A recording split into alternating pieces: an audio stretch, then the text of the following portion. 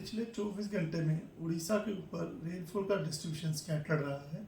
Highest जो rainfall हुई है मयूरभंज के नवाना में 58.6 मिलीमीटर दर्ज की गई है। अब बात करें तो लगभग उड़ीसा में जो मतलब कल जो स्क्वेयर लाइन बनने की वजह से लगभग कई जगहों पे मतलब मीडिया रिपोर्ट के हिसाब से हेल स्टॉर्म भी हुआ है, लाइटनिंग भी हुई है, थंडर भी हुआ है। हाईएस्ट मैक्सिमम टेम्परेचर झारसुगुड़ा में 41.6 डिग्री सेल्सियस दर्ज किया गया है। भुवनेश्वर का 36.3 और कटक का 35.8 डिग्री सेल्सियस मैक्सिमम टेम्परेचर दर्ज किया गया। अन्य जगहों पे बोलांगी, तितलागढ़, बौद्ध में 41 डिग्री सेल्सियस, सोनपुर में 40.9 और पारालाकमांडी में 40.6 डिग्री सेल्सियस जो है मैक्सिमम टेम्परेचर दर्ज किया गया। 24 आवर चेंज की बात करें तो बारीपदा में 3.4 डिग्री सेल्सियस का बदलाव देखा गया है। बालासोर में भी 3.3 डिग्री सेल्सियस पारा ऊपर रहा है। फुलवानी में 4.2 डिग्री सेल्सियस नीचे गिर गया है टेम्परेचर कल के मुकाबले। और भुवनेश्वर में 1.3 डिग्री सेल्सियस की बढ़ोतरी और कटक में भी 2 डिग्री सेल्सियस चेंज देखा गया है 24 आवर में। अगर बात करें सामान्य से तापमान कितना ऊपर या नीचे है तो उसमें पुरी में 2.8 डिग्री सेल्सियस प्लस में डिपार्चर देखा गया है। गोपालपुर में भी 2.4 डिग्री सेल्सियस ऊपर चल रहा है पारा सामान्य से। फुलवानी में 5 डिग्री सेल्सियस नीचे है। भुवनेश्वर में भी -1.5 डिग्री सेल्सियस और कटक में -1.2 डिग्री सेल्सियस का डिपार्चर दर्ज किया गया है। अब अगर सिग्निफिकेंट वेदर सिस्टम की तो उड़ीसा के ऊपर जो है अभी एक जो ट्रफ जो कि सेंट्रल पार्ट्स ऑफ बिहार से नॉर्थ कोस्टल उड़ीसा के ऊपर तक जा रही है कि जो कि झारखंड के ऊपर से होती हुई जा रही है, जो कि समुद्र सतह से 3.1 किलोमीटर हाइट तक एक्सटेंड हुई है। दूसरा जो सिनोप्टिक सिस्टम है वेस्टर्न डिस्टर्बेंस जो कि जिसकी ट्रफ लाइन जो मिडल और अपर ट्रोपोस्फेरिक लेवल के ऊपर है 5.8 किलोमीटर हाइट है समुद्र तल से, वह जो है अभी लॉन्गिट्यूड 82 डिग्री ईस्ट और नॉर्थ ऑफ 21 डिग्री नॉर्थ के ऊपर बनी हुई है। तो ये दो सिस्टम है जिसकी वजह से आज जो है हमारे वेदर बना रहने की संभावना है। इसमें डे 1 की बात करें तो हमारा north Orissa, south coast Orissa में स्कैटर्ड रेनफॉल डिस्ट्रीब्यूशन रहने की संभावना है और साउथ इंटीरियर उड़ीसा में आइसोलेटेड डिस्ट्रीब्यूशन रहने की संभावना है।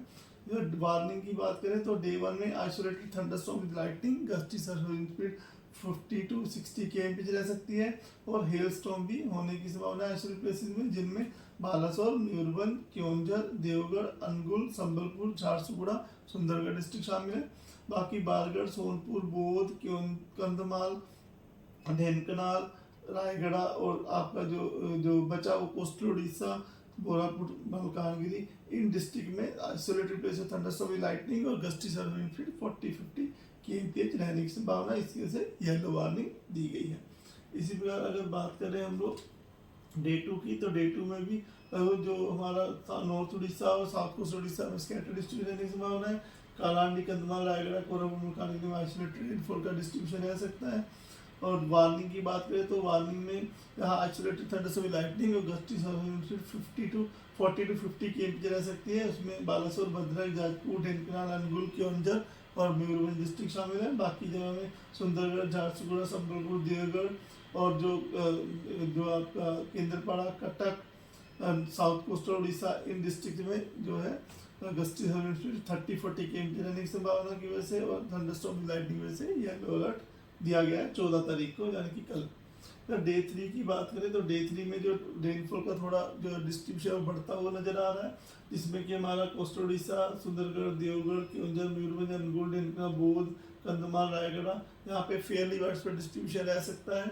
और जो बाकी जो बच गए इससे जो देख रहे हैं आप ग्रीन कलर, वहाँ पे स्कैटर डिस्ट्रीब्यूशन रह सकता है। इसमें भी जो डे 3 में भी 15 तारीख को हमारे पास आइसोलेटेड प्लेस में हैवी रेनफॉल की संभावना है मयूरभंज, बालासोर और केओंझर डिस्ट्रिक्ट में। और बाकी जो येलो कलर देख रहे हैं वहाँ पर thunderstorm with lightning, gusty serving speed 40-50 kmph रह सकती है, जिसकी वजह से येलो वार्निंग दी गई है। डे 4 में भी जो है फेयरली वैसे डिस्ट्रीब्यूशन रहने की संभावना है कोस्टल और जर्निंग डिस्ट्रिक्ट्स में, बाकी जगह स्कैटर रेनफॉल डिस्ट्रीब्यूशन रहेगा।